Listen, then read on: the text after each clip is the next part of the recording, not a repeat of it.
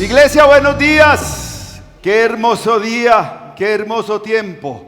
Día del Señor allá en casita. Un saludo especial a todos los que están conectados, se están conectando, porque es una bendición poder llevar el mensaje del Señor a través de nuestro canal. Ayer el tiempo de ayuno fue tremendo, fue una super bendición, así que hoy contrasta con el tiempo de hoy, porque ayer estábamos todos unidos en presencialidad, pero hoy estamos en la virtualidad, todo porque los afanes del mundo, los afanes del mundo nos tienen hoy en casa, y bueno, me alegró mucho ver el miércoles. También quiero darle gloria a Dios por eso, porque a pesar del tremendo aguacero que cayó, tremendo aguacero, ¿verdad? Dios se movió y pudo venir, hubo una asistencia en la alabanza, en los sugieres y las personas que pudieron venir. Yo le doy la gloria a Dios por eso, porque aunque el mundo y sus afanes no nos dejan estar reunidos, a veces es la lluvia, a veces es el día sin carro, pero bueno. Uno de los padres de la iglesia dijo algo tremendo: vivamos como si el Señor viniera hoy y estemos preparados como si viniera mañana. El Evangelio de Cristo se predica cada día, cada tiempo, cada momento, y nunca cesaremos de predicar el Evangelio del Señor, así estemos en la virtualidad. Por eso quiero que nos preparemos, en serio, preparémonos, y vamos a Romanos capítulo 12, acompáñenme a Romanos 5, Romanos 5, 2. Cuando esté allá en su casa con la Biblia abierta, vamos a mirar qué dice la palabra. Dice: también por medio de Él y mediante la fe tenemos acceso a esta gracia en la cual nos mantenemos firmes. Así que nos regocijamos en la esperanza de alcanzar la gloria de Dios. De alcanzar la gloria de Dios. Cierren nuestros ojos, cierren sus ojos por favor, y vamos a orar. Vamos a decirle al Señor allá en casita: gracias Dios, porque hoy a través de la gracia podemos ver la gloria de Dios, esa gloria inmerecida, esa gloria poderosa. Llénanos de tu gracia y de tu amor, y protégenos hoy en estos tiempos. Los tiempos del Señor son tiempos hermosos y maravillosos, son tiempos de alegría y de paz, y hoy es el día del Señor. Señor, úsame como un canal de bendición a todos los que en este momento se encuentran en casa, y a esta hermosa alabanza que me ha acompañado en esta mañana.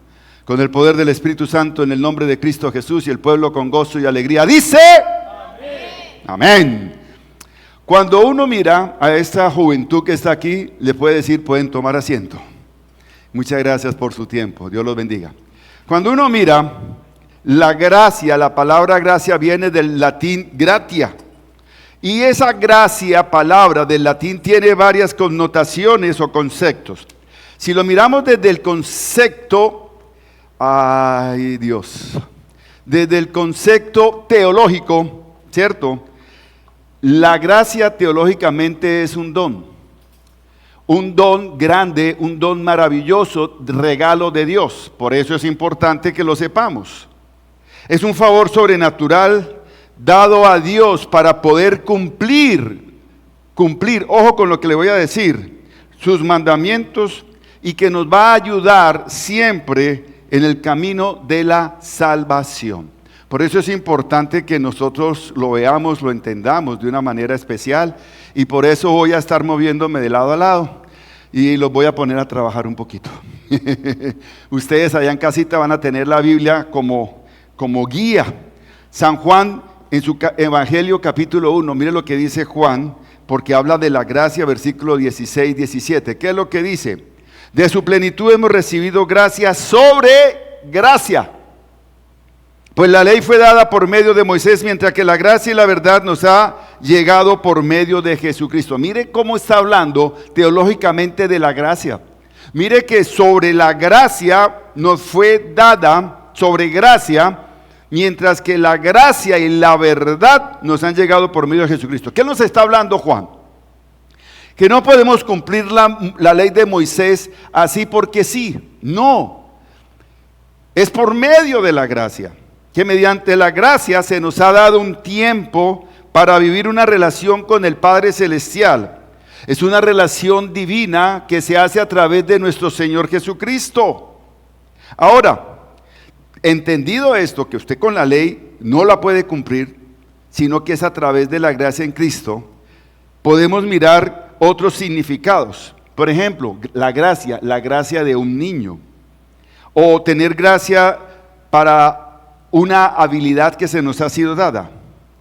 Si lo miramos dentro del ámbito, ¿cómo se dice? Judicial, ¿cierto? Dentro del ámbito judicial, también en la justicia se ve la gracia que permite un indulto al condenado, y esa gracia también proviene de Dios cuando nos indulta del pecado. Está la capacidad de alguien para hacer reír, para divertir, pero tenemos un tiempo de gracia y es donde podemos ser protegidos por Dios del mundo, del diablo y de la carne. Ojo que esa es una realidad tremenda. Por eso en el mundo se ve también otros tiempos, otras zonas de gracia que se fijan como señal de protección. Y usted mira, ¿cómo así zonas de protección? En la historia de la humanidad hemos visto que se abren zanjas en la cual los cascos azules o zonas, ellos están protegiendo para que las partes en conflictos no se metan a combatir. Pero también en la historia de la Biblia hay zonas de seguridad y seguras. Desde la época del Antiguo Testamento tenemos en la época prediluviana, tuvieron su refugio en la gracia que Dios le dio a través del arca. Lot en el Sinar fue puesto a salvo del quemazón, por decirlo de esa manera, mejor dicho, de la condenación o del juicio que acabó con Sodoma y Gomorra. Eso es importante que ustedes allá lo vayan teniendo. Si seguimos adelante, vemos lo que pasó con Egipto, las plagas que azotaron la soberbia egipcia, y el pueblo del Señor fue puesto a salvo por la gracia del Señor. En cuanto Israel entró a Canaán, los espías estuvieron seguros, o antes de entrar, estuvieron seguros en la casa de la prostituta Rahab, la ramera. Pero una vez instalados ahí en Canaán, el Señor dispuso una ciudad de refugio como zona de seguro o de gracia para que aquel pecador o el que haya cometido un acto delictivo o asesinato fuera y se refugiara en esa zona de gracia donde no le permitían que se tuviera venganza o lo mataran hasta que se aclarara su delito. Cuando miramos al rey David, Dios lo escondió en una cueva. A Elías, la zona de gracia fue el monte de Carmelo. A Jeremías, en una cisterna. A Daniel, cayó en el foso de los leones, que no le pasó nada, pero evitó que los sátrapas y los gobernantes acabaran con la vida de él. Fueron zonas de gracia, son tiempos de gracia que Dios nos ofrece como un refugio maravilloso a todos nosotros. Por eso, en este mundo donde hay tantos buenos momentos, malos momentos, cosas planeadas y aparentemente descontroladas, o como aquellos instantes que son felices o tristes, que de un momento a otro inunda nuestro corazón y salen las lágrimas. Siempre como protagonista, ojo con lo que le voy a decir, de este refugio será la gracia de Dios y su amor. Eso es la gracia de Dios y su amor. Yo no sé, pero el título de esta enseñanza es Tiempo de Gracia. Tiempo de gracia. Para que ustedes lo puedan ver de una manera de qué es lo que vamos a hablar. Esta es una introducción muy sencilla y especial. Y quiero que usted aprenda un poquito de los tiempos de gracia, que son tiempos de bendición. Cuando digo que todo el protagonismo de los refugios, de las zonas, de los tiempos de gracia, es la gracia de Dios y su amor. Ahí está nuestra esperanza, porque Jesús dijo, en la casa de mi Padre muchas moradas hay. Si no fuera así, pues no se los diría. Entonces tenemos también en la eternidad una zona, un tiempo de gracia eterno. ¿Cuántos dicen amén? Entonces, quiero compartir 3 capítulos o 3 punticos muy sencillos sobre los tiempos de gracia. El tiempo de gracia frente al optimismo. ¡Qué bendición! Tiempo de gracia frente al optimismo. Usted va tomando nota allá en su casa, porque hoy quiero hacer algo muy sencillo y especial. Quiero que le ponga mucha atención a la prédica de hoy, porque va a llegar a tu corazón. Y es la intención de Dios tocar tu corazón, tocar tus emociones, sentimientos, pero llenar completamente de la plenitud de Cristo, el pleroma de Cristo, tu espíritu. Y hoy quiero que le pongas atención a esta enseñanza. Tiempos de gracia frente al optimismo. Hechos 20:24. Mire lo que dice. ¿Podemos leer, iglesia? Allá en casita, léalo allá en casita, por favor. Sin embargo, considero que mi vida carece de valor para mí mismo, con tal de que termine mi carrera y lleve a cabo el servicio que me ha encomendado el Señor Jesús, que es el de dar testimonio del evangelio de la gracia de Dios. ¡Wow! Qué cosa tan tremenda lo que nos dice el apóstol Pablo, ese optimismo frente o sometido a la gracia del tiempo de Dios, que es de bendición. Mire ese optimismo de Pablo, porque ya el Espíritu Santo le mostraba que él tenía que ir a Jerusalén, que sería apresado. Se estaba despidiendo de los más cercanos en ese momento, pero él era optimista. Y entonces tenemos que considerar de la vida de Pablo y de este pasaje 2 cositas. Primero, que su vida no era importante para él mismo. Él dice, tengo que ir allá, llevar a cabo. Y segundo, su propósito, el trabajo que él tenía. ¿Qué trabajo tenía él? Ahí lo dice, llevar a cabo el servicio encomendado. Entonces, cuando uno pega, es que son palabras muy finas, que se hila muy fino. Están servir al Señor y dar testimonio de la gracia de Dios en Cristo. Mire ese tremendo optimismo que tenía el apóstol Pablo en ese tiempo, donde él iba ya a sufrir penalidades. Pero en los tiempos de hoy también nos llegan dificultades a nuestras vidas. Y cuando llegan las dificultades a nuestras vidas, entonces se pone a prueba nuestro servicio y empezamos a fallar. Algunos piensan que ya es hora de tirar la toalla, aunque siguen al Señor. Claro que eso es cierto, siguen al Señor. Y en ese orden de ideas, algunos quieren tirar la toalla, pero recuerde que nosotros no estamos en un cuadrilátero. Estamos al servicio del Señor. Entonces, hay que entender qué es lo más relevante para nuestra vida, para que nosotros estemos plenos de ese optimismo que el Señor nos da. Plenos de ese optimismo. Es importante que usted lo vea de esa manera, porque nosotros tenemos que entender claramente lo que desde ese momento hasta los tiempos de hoy, lo que es relevante es llevar el evangelio de la gracia de Dios.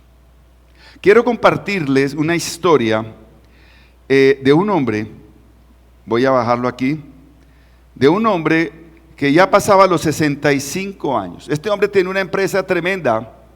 Por frente de su empresa pasaba una gran autopista en la cual él tenía una bomba de gasolina, tenía hotel, tenía restaurante. Y bueno, llegaron y le ofrecieron una plata por sus negocios. Y este viejo dijo, todavía no es tiempo de mi retraite, como dice en francés, de mi jubilación. Entonces dijo, no vendo. Unos años más adelante, ya casi a los 70 años, ¡pum!, construyeron una autopista que desviaba la carretera que él tenía, por donde toda la gente pasaba, y ahora la autopista era más importante y su negocio se vino abajo, perdió su fortuna. Y uno puede decir, oiga, qué desgracia tan tremenda. ¿Por qué? Porque en ese momento se le acabó su zona de confort, como nos pasa a muchos de nosotros. De pronto estábamos tan tranquilos y de pronto todo lo que teníamos se fue. Se llama desprendimiento, alguna desgracia. Pero no era tiempo de gracia, sino de desgracia. Puede pensar uno lo que le pasó a este señor con su empresa y con su legado. Porque la mayoría de las personas que llegan a 65, 70 años y que tiene todo bien organizado, de un momento a otro todo se le va, uno dice, wow, yo tiraría la toalla. De pronto sí, de pronto no.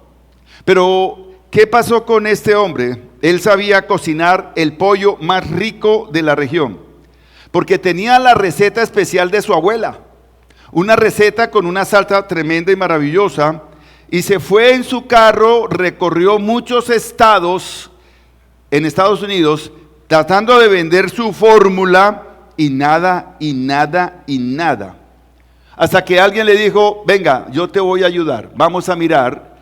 Y empezó, la receta dio resultado, el pollo empezó a venderse, y unos años después, wow, poco a poco, llegó a la meta, y ya tiene una cadena de restaurantes por todo el país, y ahora se encuentra por todas partes del mundo.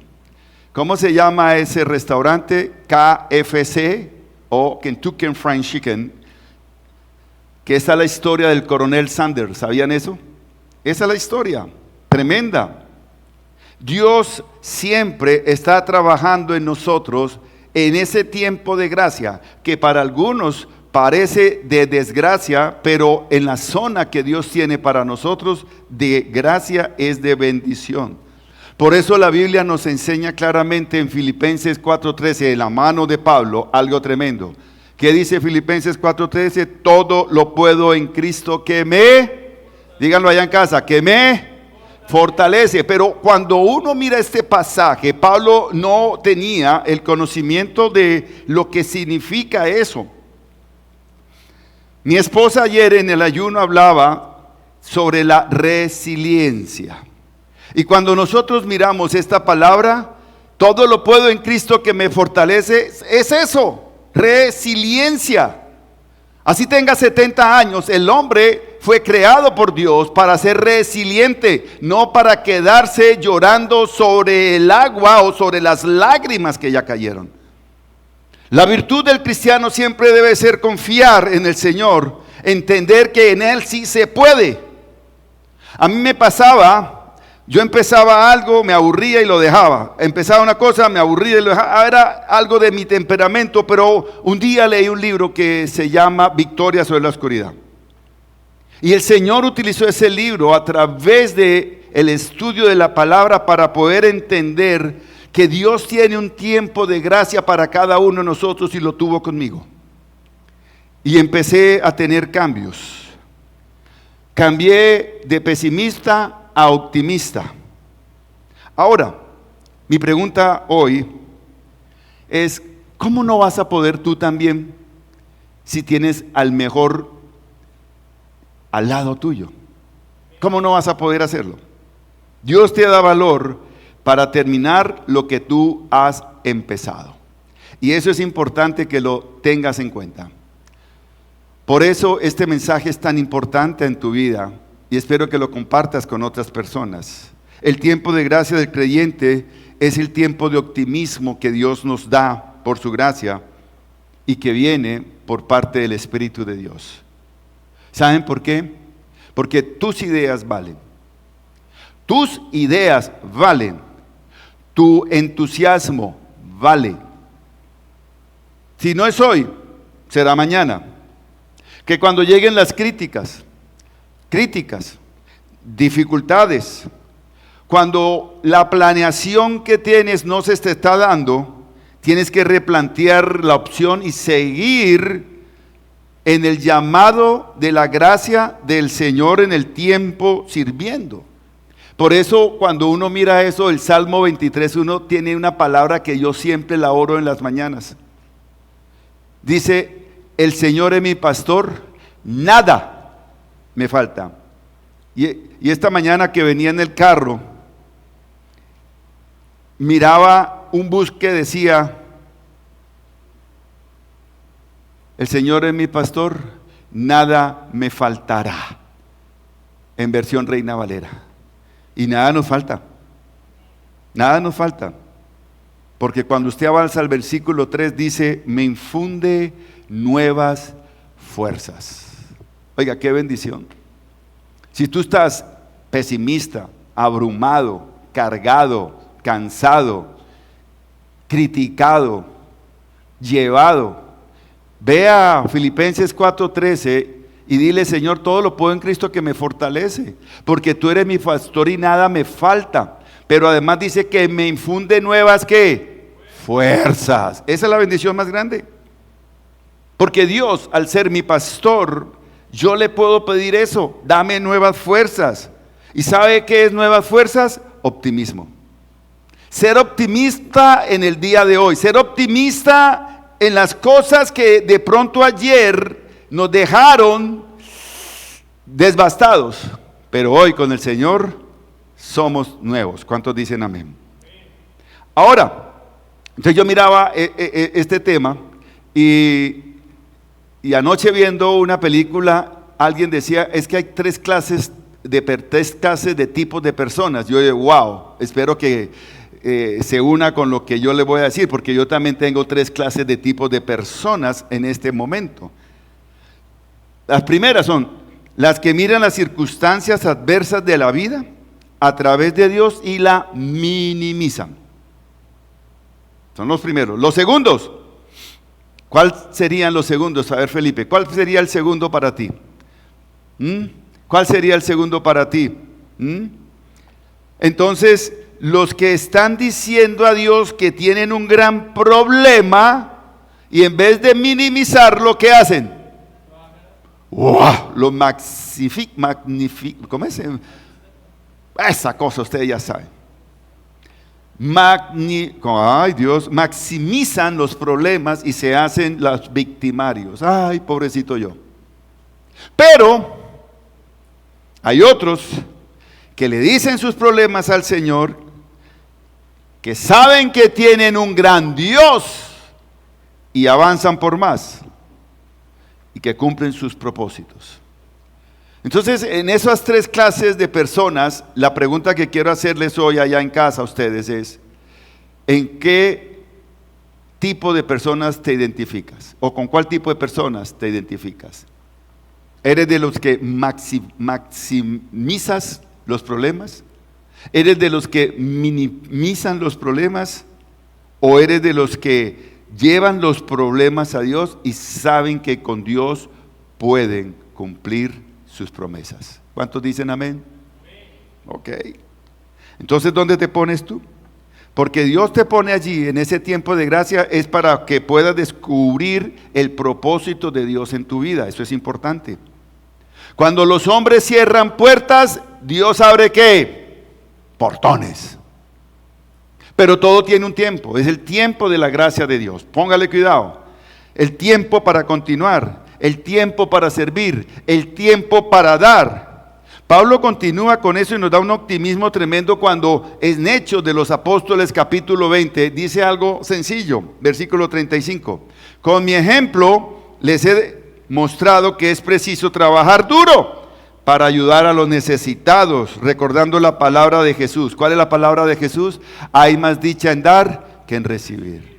Yo le decía: hoy gracias Señor, porque Pablo nos enseña a servir y a dar. Y estamos en un tiempo que hemos querido de que podamos dar una donación para Prorroca Kids. Y creo que la tengan en cuenta, que oremos por ese propósito y que lo hagamos, como dice Pablo aquí: hay más dicha en dar que recibir. Él lo recibe de Jesús mismo.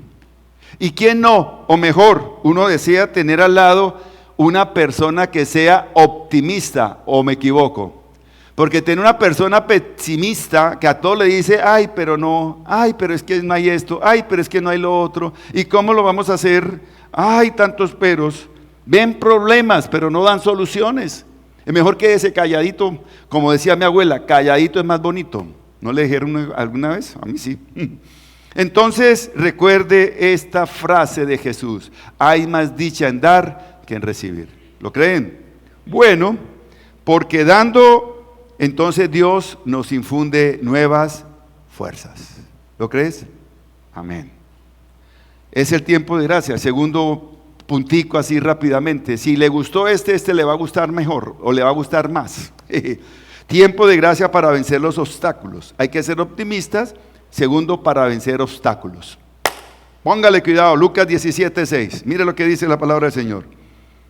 Si ustedes tuvieran una fe tan pequeña como un grano de mostaza, le respondió el Señor, podrían decirle a este árbol, desarráigate y plántate en el mar, ¿y qué pasa? Les obedecería. Sobre este tema de la fe hay muchas cosas que uno puede tratar y puedo sacar una predicación solamente de la fe, pero no es el punto. Es que cuando usted tiene una montaña al frente, físicamente pues la bordea o la sube, te va a costar. Pero cuando habla de la montaña está hablando de problemas, está hablando de circunstancias, está hablando de muchas cosas que nos van a llegar a la vida. Y que la vamos a tener. Y el domingo pasado yo les decía a ustedes, uno tiene un problema, lo soluciona y hay otro haciendo cola, lo soluciona y hay otro haciendo cola. Esos son los problemas de la vida, pero tenemos que resolverlos con la fe. Habla de tener fe y nuestra fe muchas veces es como más pequeña que un grano de mostaza. Pero no se trata de lo pequeña que sea tu fe, ni de cómo es el grano de mostaza. Cuando tú ves un grano de mostaza es muy resistente. Es tan resistente que no se puede partir así tan fácil, pero cuando tú lo siembras, da un árbol tan grande y frondoso. A eso se refiere el Señor. El tamaño de un grano es como la cabeza de un alfiler. Entonces no es lo que podamos hacer con ese poquito de fe, sino que a través de la fe en Cristo nosotros podamos vencer todos los obstáculos. ¿Cuántos dicen amén? ¿Amén? ¿Amén? Bueno, está bien. Porque cuando lleguen los obstáculos, tú podrás saltarlos. No con una vara, sino con la ayuda del Espíritu Santo. Y ese es un ejemplo no de fe, sino de cómo vencer los obstáculos. Cuando usted pone en el Señor su confianza. ¿Usted se ha dado cuenta cómo trabajan las hormigas? ¿Se ha visto esas hormigas arrieras? ¿Ha visto cómo trabajan ellas de esa manera tan especial? ¿Sí? Yo las he visto. Eso es tremendo. Y quiero compartirle algo sobre este tema de la hormiga. Porque una hormiguita llevaba una pluma en sus tenazas. Varias veces se encontró con un obstáculo y lograba subirlo, seguir el camino para llevar esa pluma. A veces se encontraba un obstáculo más grande, paraba, reflexionaba, yo no sé cómo lo hacía, ¿cierto? Hacía la corrección necesaria y lo franqueaba, lo pasaba. Pero en su ruta esta hormiga encontró una grieta de 5 centímetros que no podía pasar. Y la grieta era muy larga, entonces ¿qué hacía? Pues ella contempló la situación. ¡Pin! Idea, colocó la pluma de orilla a orilla, pasó por encima de ella, cogió la pluma y siguió su camino. Qué inteligente, ¿no? Qué inteligente este pequeño insecto. Es una de las criaturas más pequeñas de la creación de Dios. Un insecto muy pequeño, pero al mismo tiempo equipado, con un pequeño cerebro. No sé cómo piensan, pero razonan, exploran, descubren, vencen y conquistan. Y tú que eres hijo de Dios, creado por Dios con razonamiento, pensamiento, ¿por qué nos quedamos en la encrucijada y nos caemos frente a un obstáculo? ¿Por qué? Las hormigas no tienen miedo de trabajar para lograr sus metas. Trabajan en equipo. construyen y logran pasar por cualquier obstáculo en su camino, no se dan por vencidas. ¿Y por qué tú sí? No te des por vencido, querido. Porque el hombre tiene la capacidad, ojo, dada por Dios, pero el problema del hombre son sus emociones, sus sentimientos, sus pensamientos, sus razonamientos, la influencia de muchas cosas que llegan a su vida, y entonces andan en un sub y baja. Hoy sí, mañana no. Hoy sí, mañana no. Y nunca llegan a una estabilidad. Nos desanimamos por los obstáculos pequeños o grandes. Es como cuando uno está en la marina, cuando viene una gran tormenta, el capitán dice, aguarden todos en sus puestos, pero la gente cree que el barco se va a hundir y se lanzan, son los primeros que abandonan el barco. Y así pasa mucha gente ante el primer chubasco, ante el primer nubarrón o la tormenta, en lugar de armarse de un espíritu de conquista para enfrentar los retos de la vida, se tiran por la borda, se ahogan en sus razonamientos, sentimientos, emociones y problemas. Así que voy a dejarles una pregunta. Así como la hormiga encontró una grieta, yo les pregunto allá en su casa, ¿cuál es la grieta que está en tu camino? Simplemente para que la analice. Yo no sé qué puede ser, sea un hombre, sea una mujer, sea una emoción, sea una relación, sea un trabajo, sea un... Usted sabe qué es. Pero la palabra de Dios, me encontré con una historia de unos jóvenes que llevaban a un amigo que era paralítico. ¿Se acuerdan de esa historia en Lucas o en Marcos 2? Lo llevaban para que oraran por Jesús, pero cuando llegaron donde Jesús estaba, oh, qué tristeza, había mucha gente. Las puertas, las ventanas, todo estaba abarrotado, no sabían qué hacer. ¿Y sabe lo que hacen? Hacen lo de esta hormiga. Se suben al techo, abren un hueco y por ahí lo bajan. Resiliencia. Todo lo puedo en Cristo que me fortalece. Optimismo.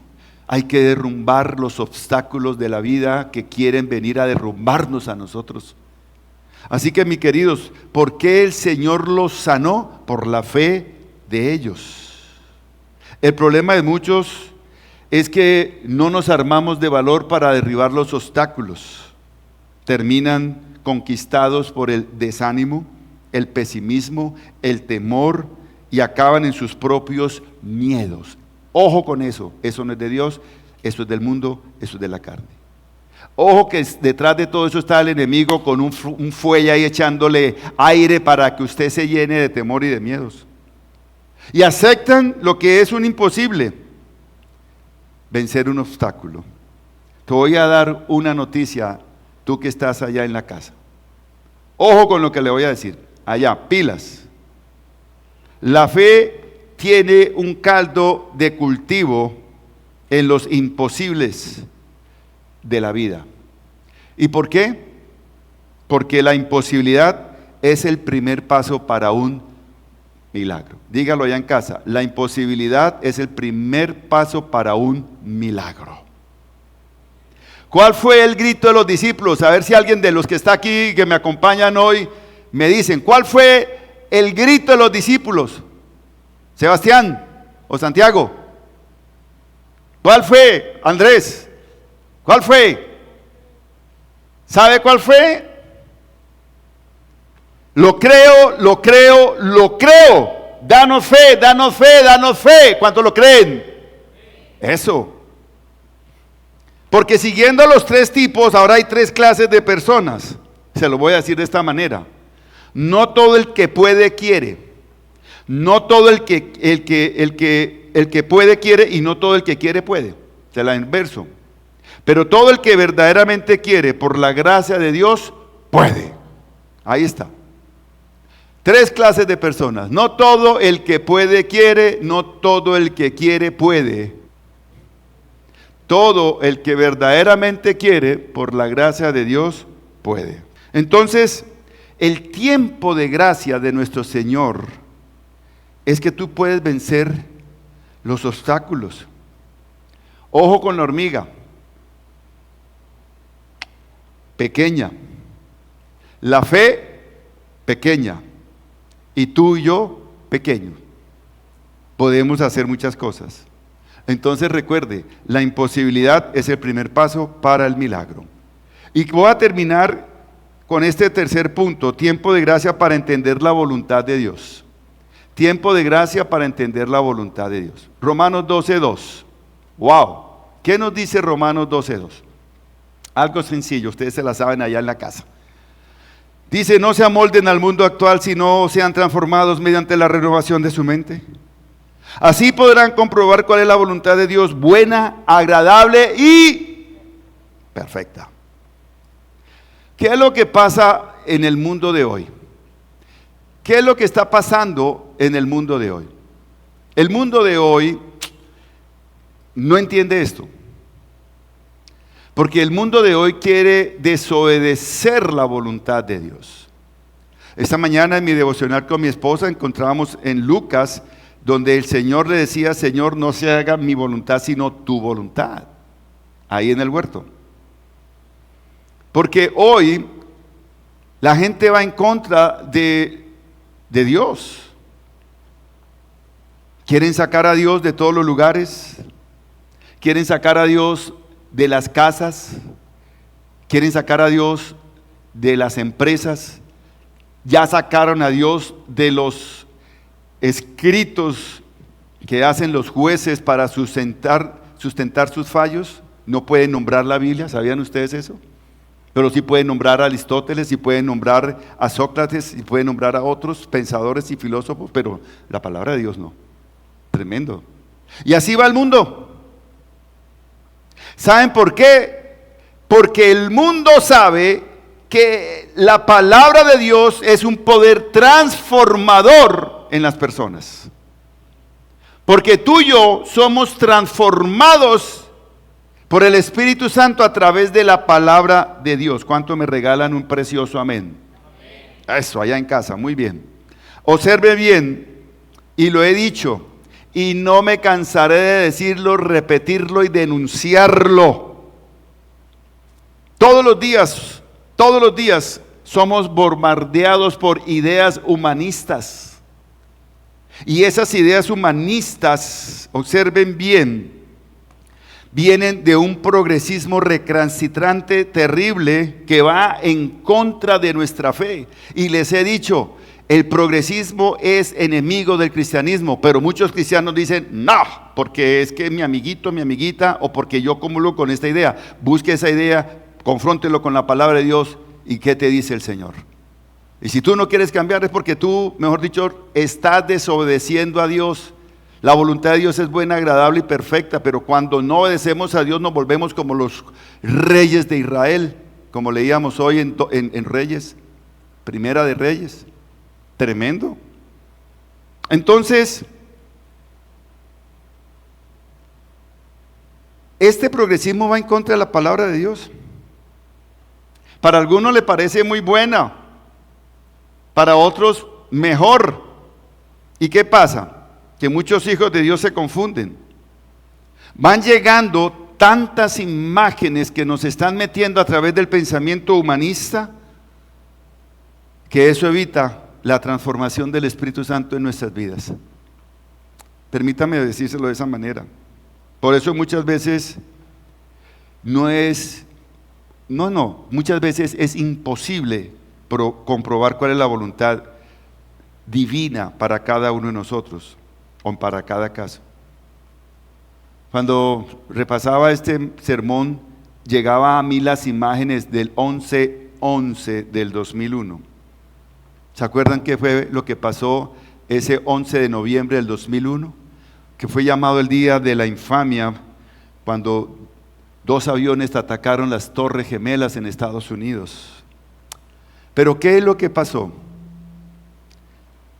Después de que pasó el ataque, una empresa buscó personas que tenían algo relacionado con lo que pasó y los reunió para que dieran testimonio de sus vidas, por qué se habían salvado. Y todos concordaban en una frase o en una palabra: el tiempo de la gracia de Dios. Historias como el director de una compañía que se le hizo tarde llegar a las Torres Gemelas porque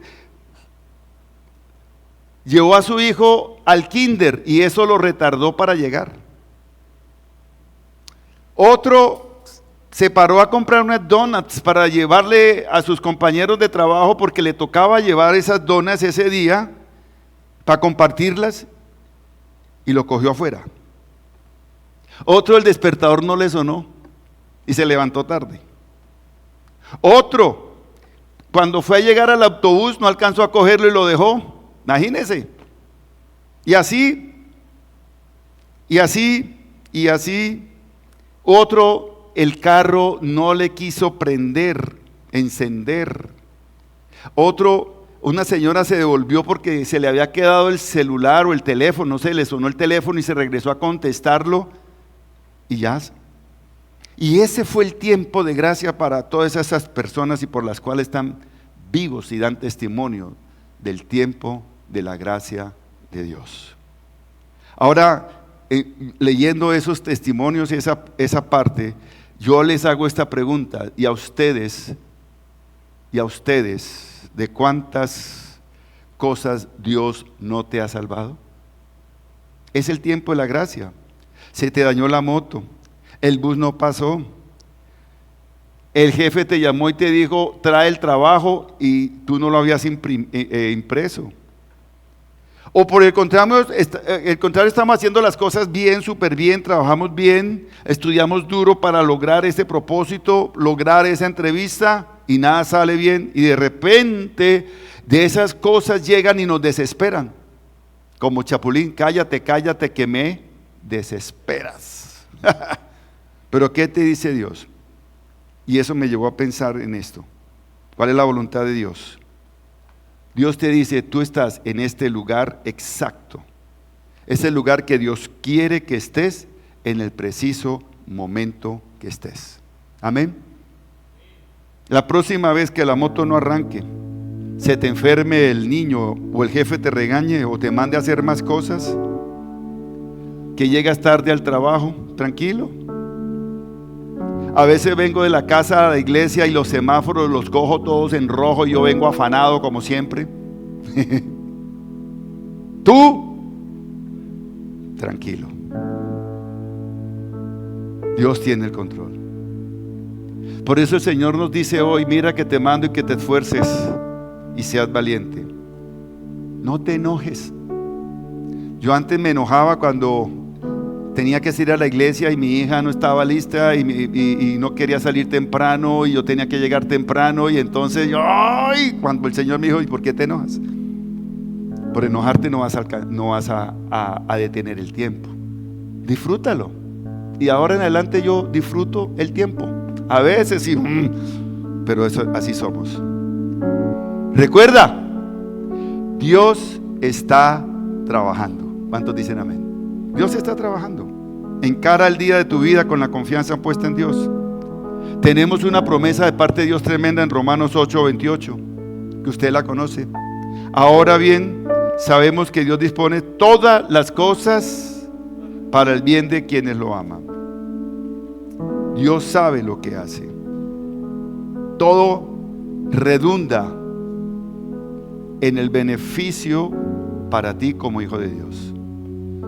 Porque uno dice: todas las cosas ayudan a bien para los que aman a Dios, y uno dice: pero ¿por qué me está saliendo esto tan malo? ¿Por qué no dio este resultado? Pero cuando pasa el momento, el tiempo, el Señor te muestra que Él tiene el control. Y nos angustiamos, y nos hemos angustiado. Y todo eso tiene que ver con la confianza, el tiempo de gracia. Quiero terminar leyéndoles una carta que pasó en Estados Unidos en el año 16, un poco antes del 2015, por ahí, algo así.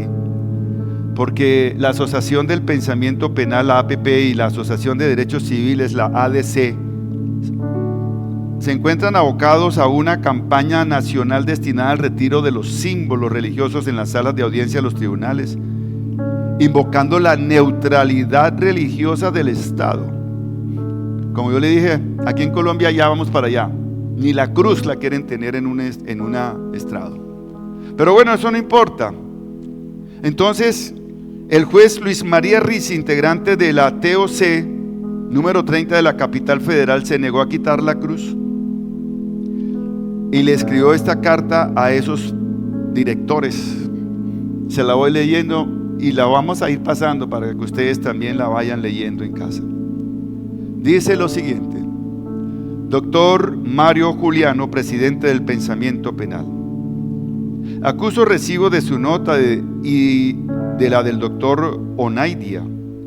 Mi respuesta a vuestra pretensión es la siguiente: no voy a descolgar ninguna cruz, tampoco voy a disponer que otro lo haga, porque creo en Dios y porque tengo reverencia por la cruz de Cristo, el inocente crucificado por los hombres y el más inocente de los condenados, que representa además la fe mayoritaria y la identidad de nuestro pueblo. Porque la cruz no ofende a nadie, sea o no creyente, ni nadie puede sentirse agredido, inquieto, molesto y menos discriminado por su presencia. Porque contrariamente a lo que usted supone o creen, la presencia de la cruz es un símbolo de piedad, de consuelo y de misericordia.